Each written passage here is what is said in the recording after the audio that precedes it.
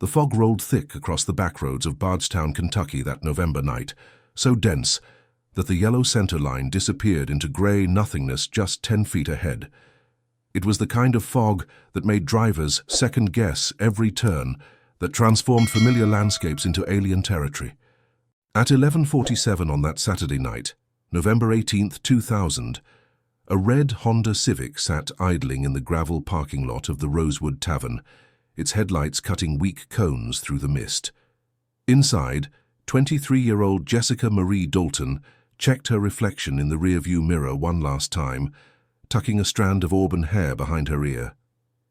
The radio played softly, some country ballad about lost love and empty highways. She reached for her purse on the passenger seat, her fingers brushing against the small canister of pepper spray her father had insisted she carry. She smiled at the thought of him, always worried, always protective. The tavern door opened behind her, spilling amber light and the muffled sounds of laughter into the parking lot. Jessica turned, expecting to see her friend Sarah finally ready to leave, but the figure that emerged was someone else entirely, someone who moved with purpose through the fog. Jessica's hand was still on her purse when the figure reached her window. She rolled it down just a crack, just enough to hear the voice that said those words that would echo through 15 years of investigation, 15 years of vigil lights and unanswered prayers. The Civic's engine continued its steady idle. The radio played on. But Jessica Marie Dalton would never arrive home that night, never walk through the door of her parents' farmhouse, where her mother had left the porch light burning bright against the coming darkness. If my story resonates with you, please hit the like button to bring a little light to this father's heart. Subscribe to the channel so you don't miss my upcoming life stories, and tell me in the comments where you're watching this video from and what time it is there right now. It makes me so happy to know what corner of the country or world you're listening from. Jessica had been the kind of daughter every parent dreams of raising. Born in the spring of 1977, she grew up on 100 acres of rolling Kentucky bluegrass, where her father raised tobacco and her mother kept a garden that produced tomatoes the size of softballs. She was a straight-A student at Nelson County High School, captain of the volleyball team, and the girl who organized the canned food drive every Thanksgiving. Her teachers said she had a gift for making people feel seen, for remembering details about their lives that others overlooked. After graduation, she'd taken a job at the county clerk's office while attending community college at night, studying to become a paralegal. She dreamed of opening her own practice someday, of helping people navigate the complex legal system that often seemed designed to confuse rather than clarify. On weekends, she volunteered at the animal shelter in Bardstown, the county seat, a town of 11,000 souls nestled in the heart of Kentucky bourbon country. Bardstown in 2000 was the kind of place where people still left their doors unlocked, where the biggest crime was usually teenagers spray painting the water tower, where everyone knew everyone else's business by Sunday morning church service. It was supposed to be safe. It was home. The night Jessica disappeared had started like any other Saturday. She'd worked her shift at the clerk's office until 5, then driven home to shower and change. Her mother, Caroline, remembered her coming downstairs around 7:30, wearing her favorite jeans and a cream-colored sweater. She'd kissed her father, Robert, on the cheek and promised to be home by 1 at the latest. She was meeting her best friend, Sarah Mitchell, at the Rosewood Tavern, a local establishment that drew a mixed crowd of college kids from nearby schools and townies looking for a cold beer and some pool. Sarah had been dating a man named Travis Henley, and Jessica had agreed to join them, though she'd confided to her mother that she felt like a third wheel lately. Still, she went because that's what good friends did. They showed up. They supported each other. They made the best of situations that weren't quite ideal. The Rosewood Tavern sat at the intersection of Highway 31E and Templin Avenue, a squat brick building with neon beer signs in the windows and a gravel parking lot that turned to mud when it rained. The owner, a man named Dale Simmons, had run the place for 20 years and prided himself on keeping things friendly and trouble-free. He had security cameras, but they were old, grainy, and pointed primarily at the cash register and the back door where deliveries came in. The parking lot was a blind spot, a fact that would haunt him for years to come. Jessica arrived at 8:15 that evening. Sarah was already there with Travis and a group of his friends from work. They'd pushed 2 tables together near the back, and the air smelled of cigarette smoke and spilled beer, the jukebox playing Garth Brooks and Alan Jackson on repeat. Jessica ordered a Diet Coke. She didn't drink much, had never developed a taste for alcohol.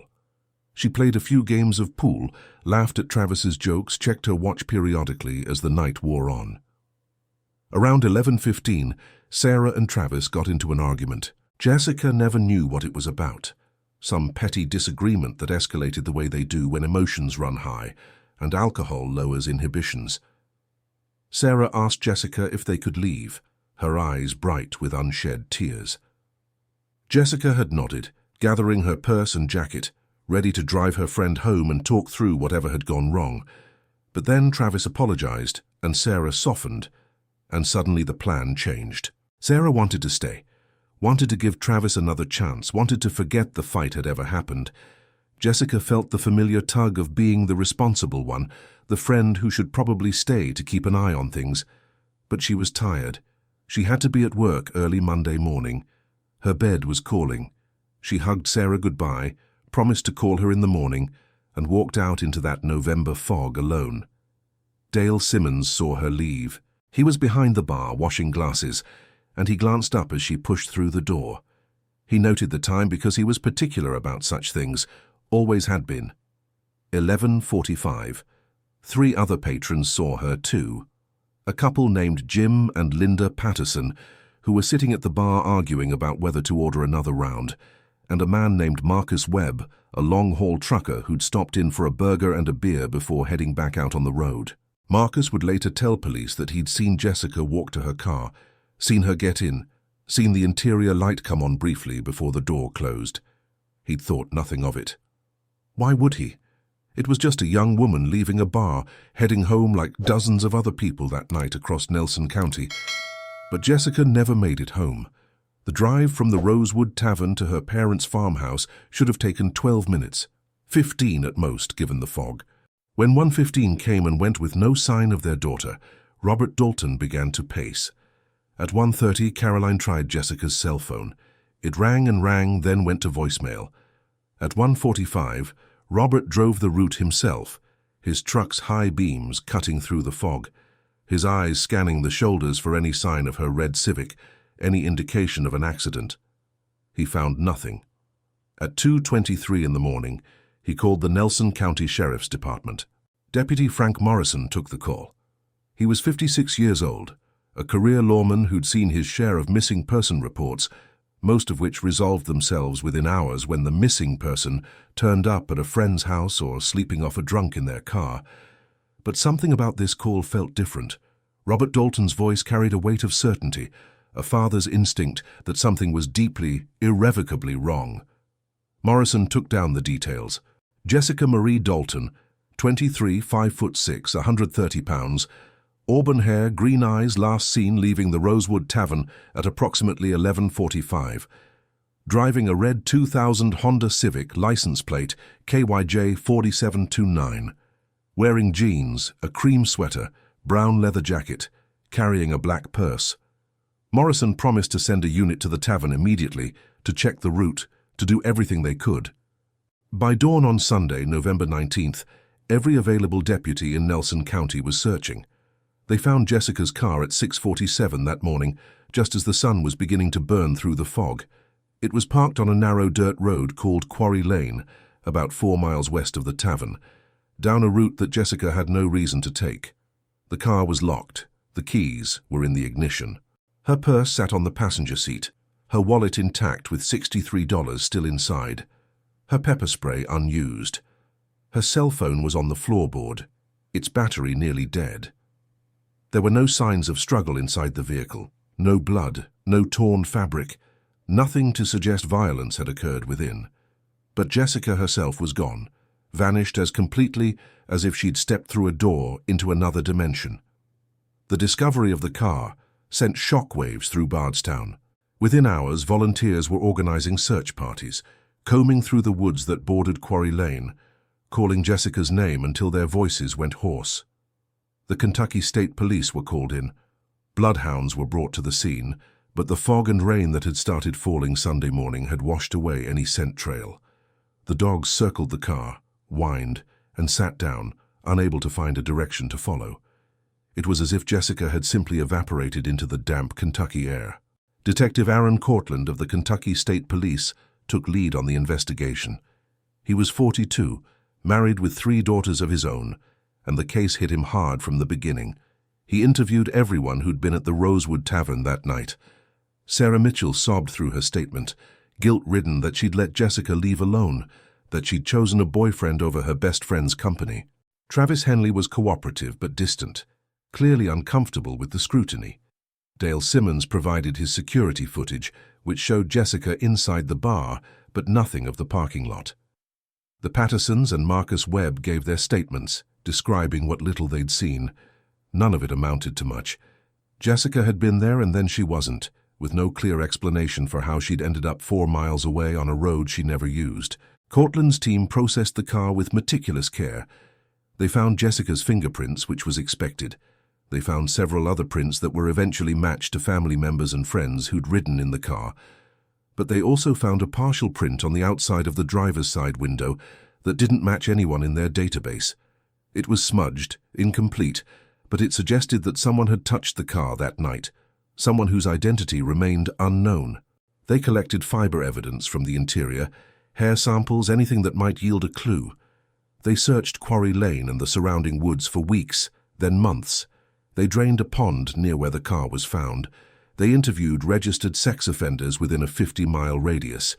They followed up on dozens of tips that came in through the hotline they'd established. None of it led anywhere concrete. The Dalton family's life became a waking nightmare. Caroline stopped sleeping in the bedroom she'd shared with Robert, instead spending her nights in Jessica's room, surrounded by her daughter's things, as if proximity to her possessions might somehow bring her home.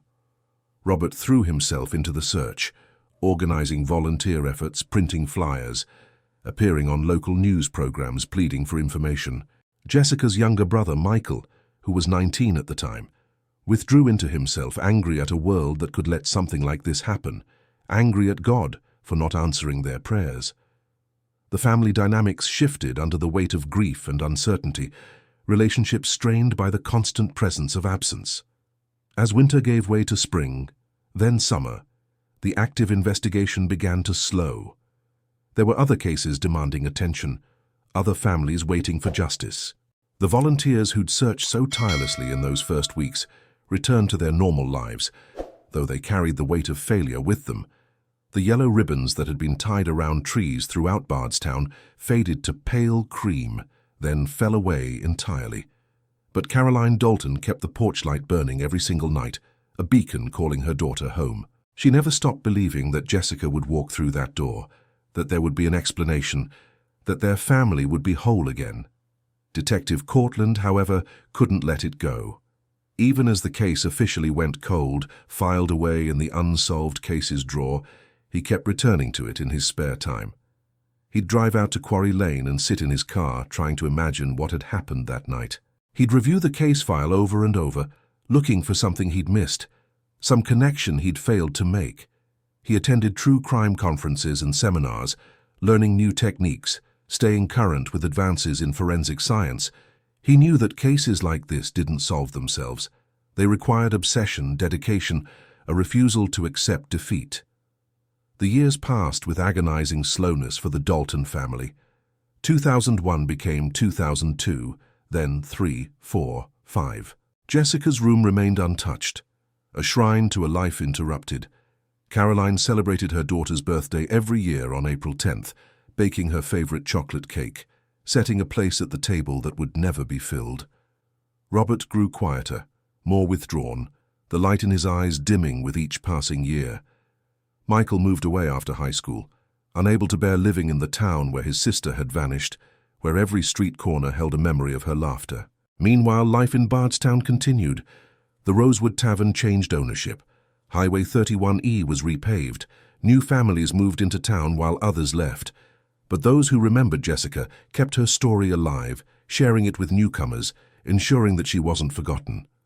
The case became part of the town's collective memory, a cautionary tale told to young women about the dangers that lurked even in safe places, even in familiar towns where everyone knew everyone else. In 2008, there was a brief flicker of hope. A woman's remains were discovered in a wooded area about 30 miles south of Bardstown. The Kentucky State Police contacted the Daltons immediately, preparing them for the possibility that they might finally have answers. Caroline held her breath as DNA samples were sent to the lab for analysis. For 2 weeks, she existed in a state of suspended animation, unable to eat or sleep, caught between desperate hope for closure and the soul-crushing reality of what that closure would mean. But the DNA results came back negative. The remains belonged to someone else, another family's missing daughter, another tragedy that had been waiting for resolution. Caroline felt guilty for the relief that washed over her, for being grateful that her daughter was still out there somewhere, still possibly alive. Detective Cortland retired from the Kentucky State Police in 2011, but he took the Jessica Dalton case with him in spirit. He'd made copies of the file, keeping them in his home office, unable to fully walk away from the young woman whose face had haunted him for more than a decade. In his retirement, he started a blog focused on cold cases in Kentucky, highlighting forgotten victims, keeping their stories in the public eye. He wrote about Jessica extensively, hoping that someone, somewhere, might see her picture and remember something crucial. The breakthrough, when it finally came, arrived from an unexpected direction. In 2015, a small-town police department in Tennessee was conducting a routine audit of their evidence room, a tedious process of cataloging items, checking chain of custody, ensuring nothing had been misplaced or compromised. An officer named Beth Ramsey was going through boxes of evidence from old cases when she came across something odd. It was from a domestic disturbance call in 2001, a situation where a woman had filed for a restraining order against her ex-boyfriend. The boyfriend's name was Kyle Brennan, and he'd been arrested for violating that restraining order. During the arrest, police had taken his wallet and personal effects, standard procedure. Among those effects was a small piece of paper with a phone number written on it. Officer Ramsey might have thought nothing of it, but something made her enter that number into a database. The number came back registered to Jessica Marie Dalton. Ramsey pulled up the missing person report, read through the details, and felt her pulse quicken. Kyle Brennan had been living in Tennessee in 2001, but before that he'd lived in Kentucky, in Bardstown to be specific. She contacted the Nelson County Sheriff's Department immediately. Within hours, Detective Frank Morrison, still on the job 15 years later, was on the phone with Aaron Cortland. The retired detective felt electricity run through his veins. After all these years, they had a name. Kyle James Brennan was 46 years old in 2015. He'd lived a quiet life in the years since 2001, working construction jobs, keeping to himself, staying just under the radar. He'd had a few minor run-ins with the law, the restraining order situation in Tennessee, a DUI in 2007, nothing that would mark him as dangerous. But when investigators began digging into his background, a disturbing pattern emerged. He'd known Jessica Dalton. They'd gone to high school together, though he was 3 years older. Friends from that time remembered that Kyle had harbored an obsessive crush on Jessica, that he'd asked her out repeatedly despite her polite refusals. After graduation, he'd moved away, but evidently he'd returned to Bardstown at some point around 2000. Cortland and Morrison traveled to Tennessee to interview Brennan. They found him living in a small apartment in Clarksville, working at a lumberyard, living a life that appeared ordinary on the surface. When they knocked on his door on a Tuesday morning in March, his face went pale at the sight of their badges. He knew why they were there. He'd known this day would come eventually. They asked if they could come in and talk. He hesitated, then nodded, stepping aside to let them enter. The apartment was sparse, barely furnished, with the feeling of a place where someone was always ready to leave at a moment's notice. Cortland and Morrison sat across from Brennan at a small kitchen table, and for the first time in 15 years, someone told them what had really happened on November 18th, 2000. Brennan's confession poured out in a rush, as if he'd been holding it inside for so long that the words had been building pressure, waiting for release. He'd been at the Rosewood Tavern that night.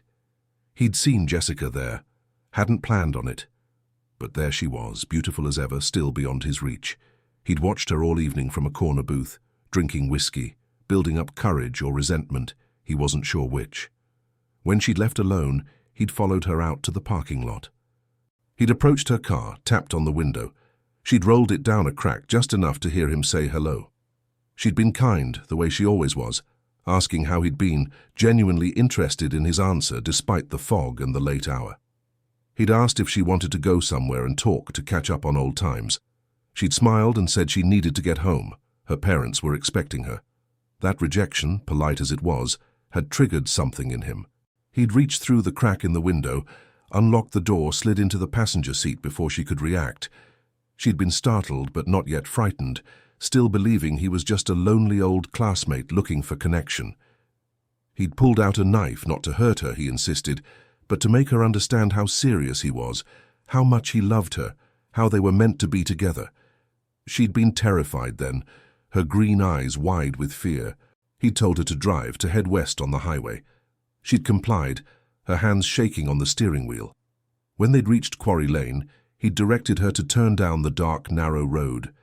He'd planned to talk to her, to make her see things his way, to convince her that they belonged together. But she'd been crying, begging him to let her go home, and her fear had excited him in ways he hadn't anticipated. Things escalated. He'd tried to kiss her, and she'd fought back. In the struggle, he'd cut her. An accident, he claimed, but the sight of her blood had broken something inside him.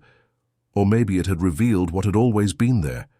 He wouldn't provide details about what happened next, and the detectives didn't push in that initial interview, knowing they needed to build their case carefully, methodically. But the essentials were clear. Jessica had died that night on Quarry Lane.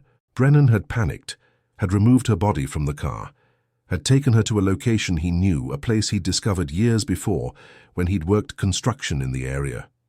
An old abandoned property with a well that had been capped but not properly sealed. He'd put her body in that well and covered it with concrete he'd mixed on site, using materials he'd stolen from a nearby construction project. Then he'd wiped down her car as best he could, locked it, and walked back to his own vehicle, which he'd left parked in the woods near the entrance to Quarry Lane. He'd driven home, showered, burned his clothes, and tried to convince himself it had never happened. The detectives asked him where. Where was the well? Where had he taken Jessica? Brennan drew them a map with shaking hands, marking an X on a property that had once been a family farm but had been abandoned in the 1980s.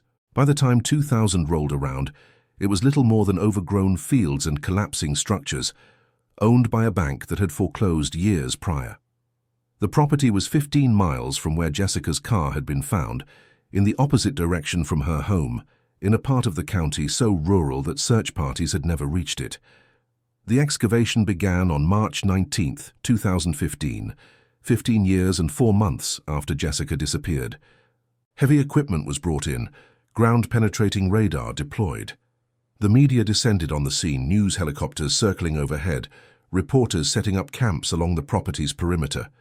Caroline and Robert Dalton were there, standing behind the police tape, holding each other upright as they watched strangers dig into the earth, searching for the daughter they'd never stopped loving. It took 2 days of careful excavation before the workers found the well. It took another day to break through the concrete cap that Brennan had poured, and then finally they found her. Jessica Marie Dalton's remains were lifted from that well on March 22, 2015. She was still wearing the cream-colored sweater, though it was little more than fragments after 15 years underground. The dental records confirmed what everyone already knew in their hearts. She was home. After 5,489 days of waiting, of wondering, of hoping against hope, she was finally home. Kyle Brennan was arrested and charged with murder in the first degree, kidnapping, and tampering with evidence. He was held without bail while prosecutors built their case, gathering evidence, preparing for trial. The physical evidence was limited after so many years, but they had his confession, and they had Jessica's remains, and they had the partial fingerprint from the car that forensic experts were able to match to Brennan's left index finger. The trial began in September of 2016, held in the Nelson County Courthouse, a stately brick building that had stood in the center of Bardstown for over 100 years. The courtroom was packed every day, with overflow crowds gathering outside.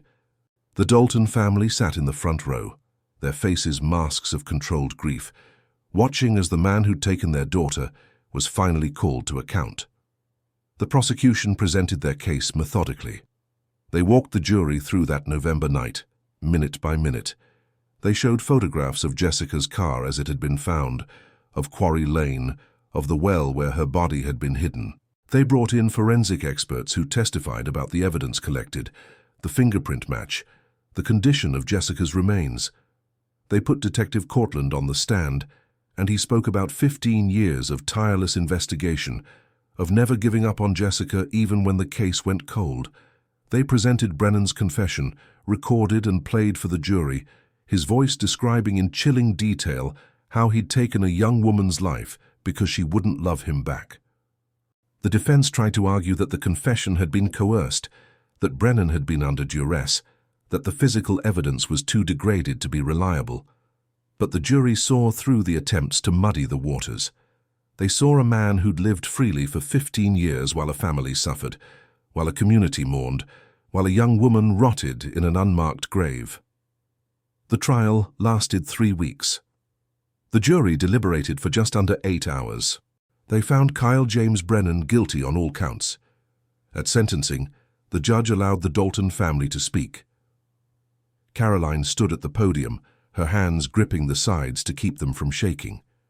She spoke about her daughter, about the girl who'd wanted to help people, who'd volunteered at the animal shelter, who'd never said an unkind word about anyone.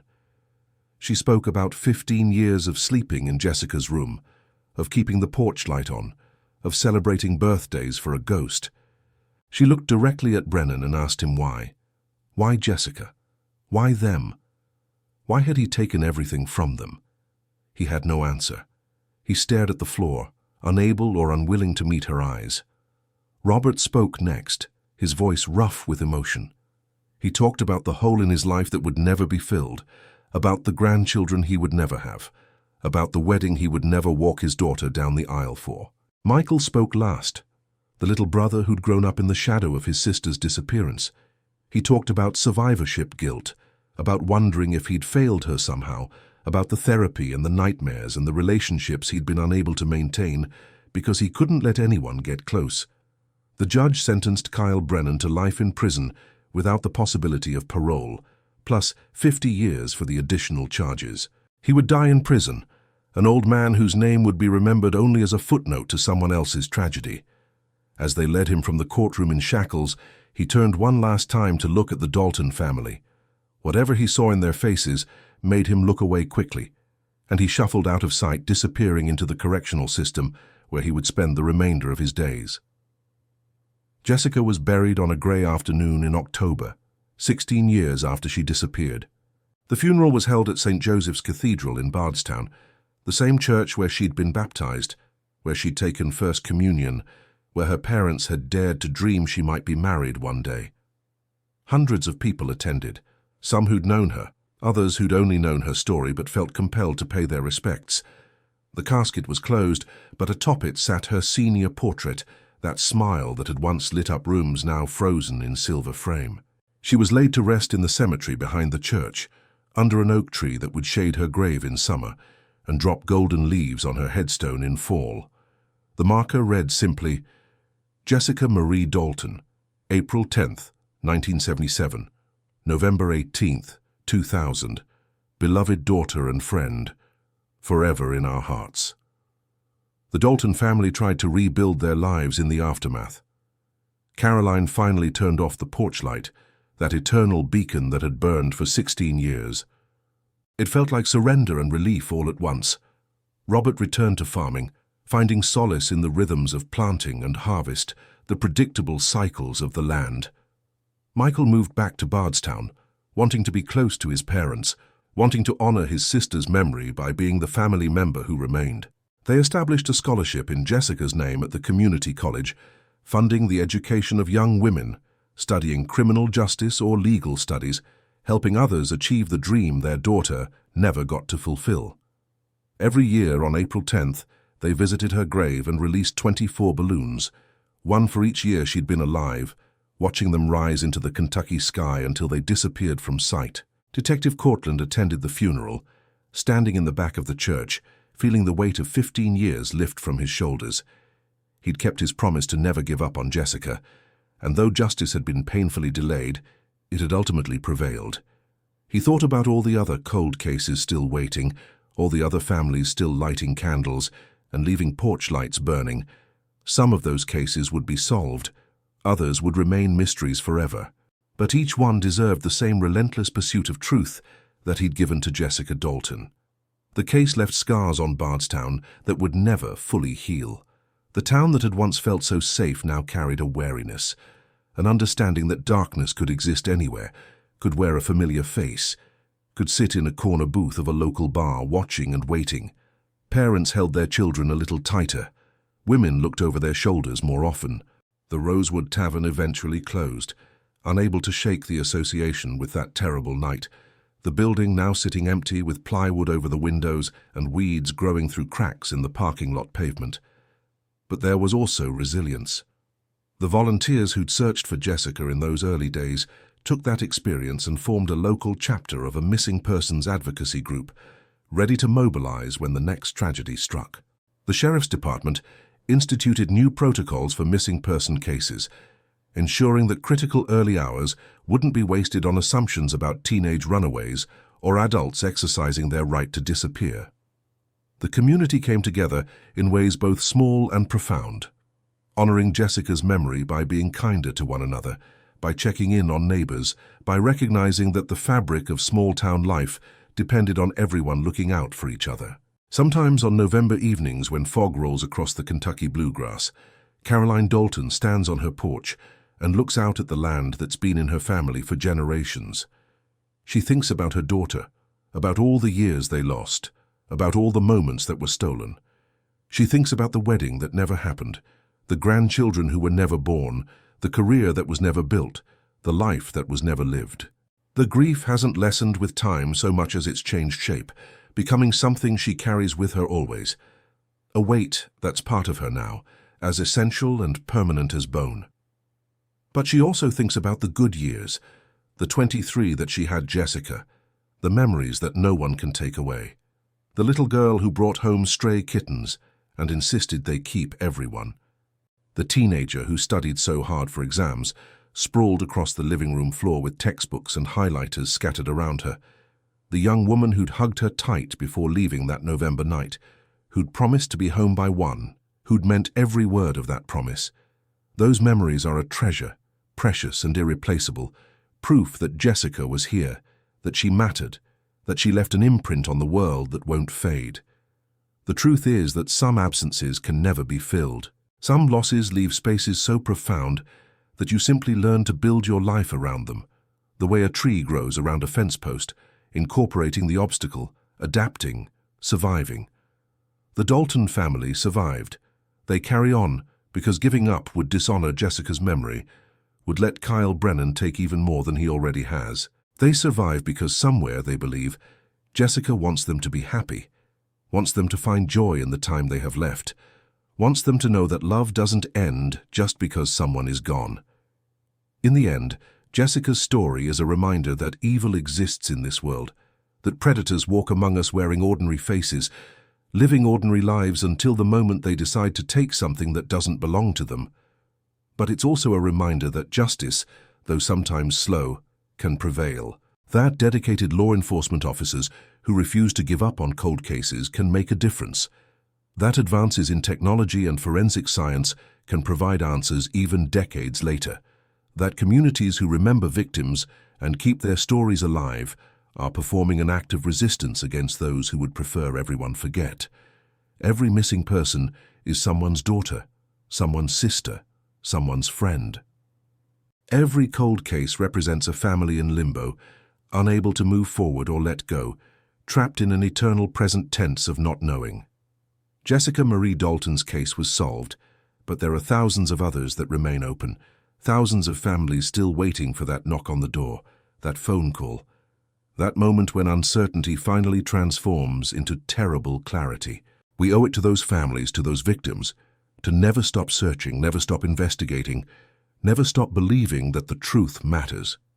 If you're watching this from somewhere in America, if you're sitting in your living room or lying in bed with your phone, take a moment to think about the people in your life. Tell them you love them. Make sure they know they matter. Check in on friends you haven't talked to in a while. Pay attention when someone seems off, when a loved one's routine changes, when something feels wrong even if you can't articulate why.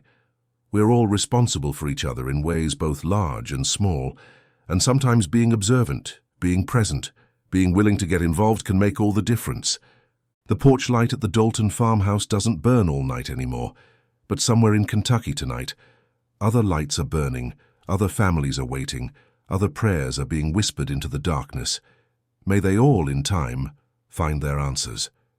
May justice, however delayed, find its way to every door, and may we never forget the names, the faces, the stories of those who were taken too soon, those who deserved so much more than the cruelty this world showed them.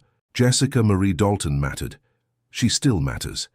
And as long as we remember her, as long as we tell her story, as long as we learn from the tragedy of her loss, she remains with us, a light that cannot be extinguished, a memory that refuses to fade, a testament to the enduring power of love over darkness.